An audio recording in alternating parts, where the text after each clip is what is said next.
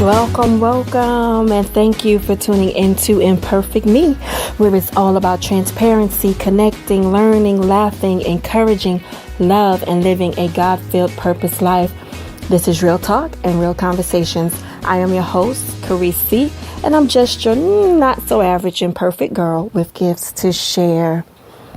Guys, I want to thank you for listening in. If you're listening in, if you're listening later, again, I still thank you for listening in. So today I decided to go live, which I have not done. So everything that you're hearing is going to be just live. There's no pre-prep. So any mistakes, you know how the church folks say, take it in love. So again, this is your girl, Carisi, and today, I want to talk about matters of the heart, issues of the mind. So while in my moment of self-evaluation and thoughts, God gave me these words, and they were matters of the heart, issues of the mind. And actually, I was on my way out to an appointment, and I immediately paused to write this down because at this point in my life, I already know I'm going to forget, but these words, they really stuck with me. They sparked something in me, and it was like a light just went off in my head. Some things that, I've been battling with just became so clear to me. Things just about me really became clear. And as I thought about it, and inwardly asked God questions, I could hear the answers just rolling out. My mind is a constant battleground. It's like war 24/7. And although some of you may like to think you have it all together with that OMG, not the first lady look on your face, you too are at war in your mind. And I'm going to try to take my time and make it really clear what it is that's really in my heart and in my mind, just to share with you today. So you may hear, I've got a lot of notes written down, so you might hear my papers turning and changing, but that's because I really kind of want to stay on point with exactly what it is that we're going to be talking about today. And basically, that's, matters of the heart, that battlefield of your mind, So, don't think that you have it all together, because the truth of the matter is, because of our sin nature, because of your sin nature, my sin nature, that has become your normality, you too deal with battles in your mind. Things like, should I lie or not to lie? To gossip or not to gossip? That is the question. Yes, but anyway, I've seen and deal with the face of mental illness on a daily basis, and I know what it's like when you're unable to hear God, even when you want to, and are trying to connect with God. I also know that whatever gets your mind, it gets you. 2 Corinthians 10, 3 through 5, and I'm going to read that real quick, states, for though we walk in the flesh, we do not war according to the flesh. For the weapons of our warfare are not carnal, but mighty in God for pulling down strongholds, casting down arguments and every high thing that exalts itself against the knowledge of God, bringing every thought into captivity to the obedience of Christ. So a stronghold biblically is something that holds you mentally captive. It's basically a mental block. It can be anything. It can be a worldview, like materialism or atheism or hedonism, or pretty much all the isms. Okay, pretty much all the isms are a type of mental stronghold that people set up against the knowledge of God. But a stronghold can also be your personal attitude. Things such as worry can be a stronghold. That's something that I really deal with, and that, I'm really seeking deliverance from, because I do worry a lot. Worry can be a stronghold. seeking people's approval, or seeking approval from other people, that can be a stronghold. Fear, guilt, resentment, insecurity. I know I know some of y'all like, dang, I really don't have it together or as together as I thought I did. But anything that you make an idol, or that you can make an idol in your life, it can be money, can become a stronghold. And in order to get our minds right, we have to tear these mindsets down. We have to tear down this way of thinking, those negative ways of thinking. The scripture says to take every thought captive. So to obey Christ, that word means to control, to bring your mind into submission, to bring that mindset under subjection. You control that with God's help. That means we control our minds. We make it submit to us. So how, you might ask, how do I make my mind submit? How do I put this mind under subjection? And listen, like I always say, I am encouraging me while I am encouraging you. So whenever God gives me something, I never take it as, oh, I've got it together. I do not have it together by any means. I'm the first person to tell you that.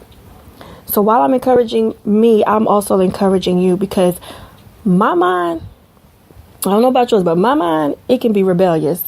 When I wanted to think a certain way, it wants to go another.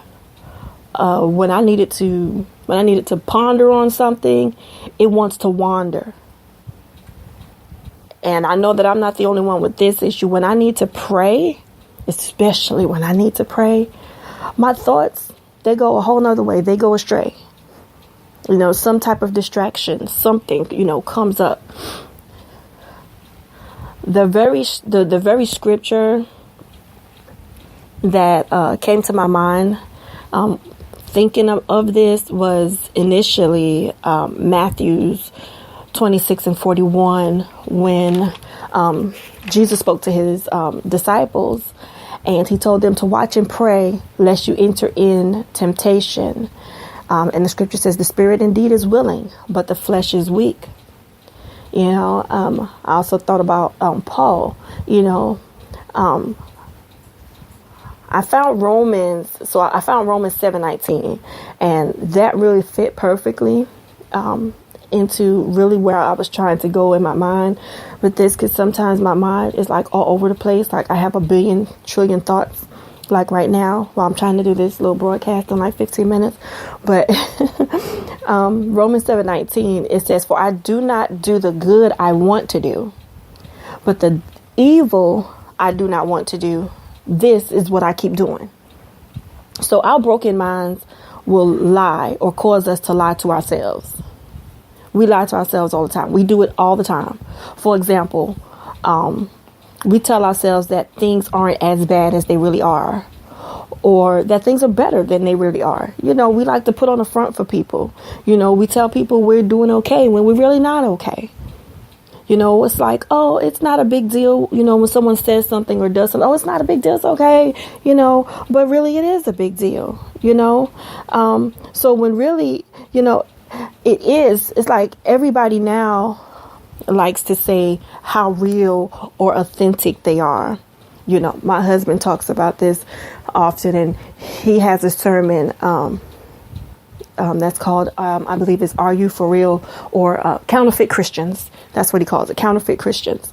But yeah, people like talking about how real they are. They like kind of putting that out there. They like posting that, yeah, I'm real, I'm 100, this, that, and the other, But the truth of the matter is, when did being authentic become a trend? I didn't know it was a trend. But you know what? People who always have to validate how real or authentic they are, one, don't really know what it is. And two, they really aren't. Just because you have to continue making this public statement about how real you are tells me that you're really not as real as you think that you are. You're not real. You are not authentic until you can publicly admit how inauthentic you are. And honestly, that's something that I really had to come to grasp with, which is one of the reasons why I decided to do this podcast, which is why I decided to, start trying to podcast. Because for one, I hate talking to people publicly. I don't do well at all. I get all jacked up, and then I'm my worst critic. So I beat myself up like really bad. So, that goes with a lot of things, like my insecurities get the best of me. And so the whole point of this podcast is so that I can be, authentic, and I can show my inauthenticity. I can show my flaws. I can show all the things that are wrong with me. And it looks, I may have to do like a little part 2 to this and re-up for the podcast, but because like I'm running out of time, but I want to get this point in. You have to admit that you are flawed. You have to admit that. So until you can publicly admit how inauthentic you are, most of the time, see, the whole point is the heart must follow the mind. See, the heart follows the mind. So another scripture that says, as a man thinketh, so is he.